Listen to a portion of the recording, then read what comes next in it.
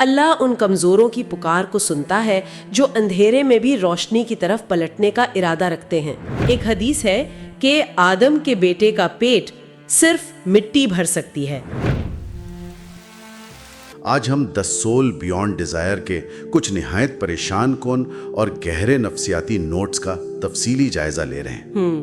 یہ ایک ایسی تحریر ہے جو واقعی جدید نیورو سائنس اور قدیم روحانیت کے بالکل چوراہے پر کھڑی ہے۔ صحیح، اور ہماری ان لتوں اور خفیہ کمزوریوں کو بے نقاب کرتی ہے جن کا سامنا کرنے سے ہمارا دماغ ہمیشہ گریز کرتا ہے۔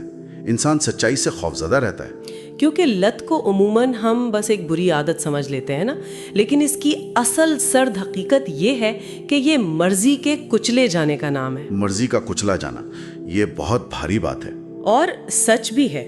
دیکھیں، قرآن کی ایک آیت ہے، مطلب جس نے اپنی خواہش کو اپنا خدا بنا لیا۔ یہ کوئی استعارہ نہیں ہے، یہ ایک حقیقت ہے۔ جب انسان کسی لت کے سامنے اپنا دفاع کھو دیتا ہے تو وہ تباہ کن خواہش دراصل اس کے شعور کو ہائی جیک کر لیتی ہے۔ یہ وہ لمحہ ہے جہاں انسان آزاد نہیں رہتا، وہ اپنی ہی بنائی ہوئی ایک غیر مرئی زنجیر میں جکڑا جاتا ہے۔ لیکن ایک سوال ذہن میں آتا ہے، یہ تاریک سایہ یا یہ زنجیر کبھی ڈھیلی کیوں نہیں پڑتی؟ ہم اکثر ڈوپامین کے چکر کی بات کرتے ہیں، مگر کیا لت دراصل ایک ایسے برتن کی طرح نہیں جس کے پیندے میں سوراخ ہے؟ ایک بہت ہی خوفناک مثال ہے یہ، کیونکہ خوشی کا ہر قطرہ صرف مزید کی ہوس پیدا کرتا ہے، سکون نہیں۔ ہم خوشی کے حصول کی خاطر لت کا شکار ہوتے ہیں، لیکن وہ خوشی کبھی مکمل ہوتی ہی نہیں ہے۔ یہاں دلچسپ بات یہ ہے کہ نیورو سائنس کے مطابق ڈوپامین کا تعلق خوشی یا سکون ملنے سے ہے ہی نہیں، اس خوشی کی تلاش اور امید سے ہے۔ جب ایک بار دماغ کو کسی چیز سے وقتی راحت ملتی ہے تو دماغ کے ریسیپٹرز حساسیت کھو دیتے ہیں، اگلی بار وہی راحت محسوس کرنے کے لیے زیادہ بڑی ڈوز چاہیے ہوتی ہے۔ یعنی یہ ایک بایولوجیکل ٹریپ ہے، انسان پھنس جاتا ہے۔ بالکل، اور حیران انگیز بات یہ ہے کہ اس سائنسی حقیقت کی گونج ہمیں 1400 سال پرانی ایک سچائی میں ملتی ہے۔ وہ کیا؟ ایک حدیث ہے کہ آدم کے بیٹے کا پیٹ صرف مٹی بھر سکتی ہے، مطلب دنیاوی لت انسان کے اندر کا وہ روحانی خلا کبھی نہیں بھر سکتی۔ لیکن ذرا رکیں، اگر یہ خلا بھر ہی نہیں سکتا تو انسان خود سے بار بار وہ جھوٹا کیوں بولتا ہے؟ کون سا جھوٹ؟ وہی کہ بس آج آخری بار، اندھیرے میں ٹوٹنے والے وعدے، وہ تنہائی، وہ شرمندگی۔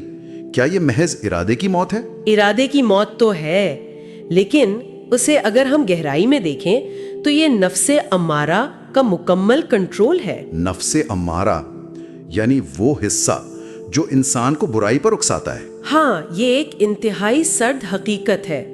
جب انسان بھول جائے کہ وہ مٹی کے ساتھ ایک روح بھی ہے تو اس کا اپنا نفس اس کا دشمن بن جاتا ہے۔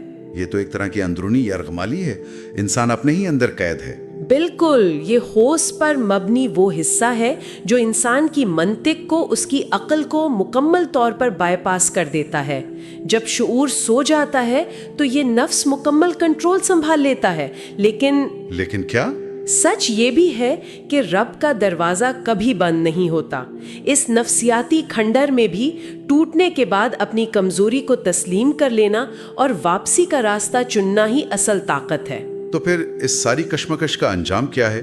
اگر ہم وقت کی اصل حقیقت کو دیکھیں تو سینے میں دھڑکتا ہوا یہ دل، یہ سانسیں شاید زندگی نہیں ہے۔ تو کیا ہے؟ یہ محض ایک مہلت ہے۔ وقت کبھی ضائع نہیں ہوتا، وہ صرف ہماری سمت کے لحاظ سے یا تو تباہی کی طرف جاتا ہے یا سکون میں تبدیل ہو جاتا ہے۔ آپ نے بالکل صحیح کہا، اور اس مہلت کا انجام یہ ہے کہ دنیا کی کوئی ہوس، کوئی وقتی راحت قبر کے اندھیرے میں انسان کے ساتھ نہیں جائے گی۔ کچھ بھی نہیں۔ وہاں اگر کچھ باقی رہے گا تو وہ انسان کا آخری فیصلہ اور اس کی توبہ ہوگی۔ اللہ ان کمزوروں کی پکار کو سنتا ہے جو اندھیرے میں بھی روشنی کی طرف پلٹنے کا ارادہ رکھتے ہیں۔ یہ حقیقت واقعی انسان کے اندر تک ایک سرد لہر دوڑا دیتی ہے۔ سچ ہے۔ لیکن اس سب کے بعد ایک ایسا سوال پیدا ہوتا ہے جو شاید اس تاریکی سے بھی زیادہ خوفناک ہے۔ وہ کیا؟ اگر کوئی شخص آج اپنی سب سے تاریک اور موزور خواہش کو مارنے میں کامیاب ہو بھی جائے تو کل اس خالی جگہ پر کون سی نئی نامعلوم طاقت جنم لے گی؟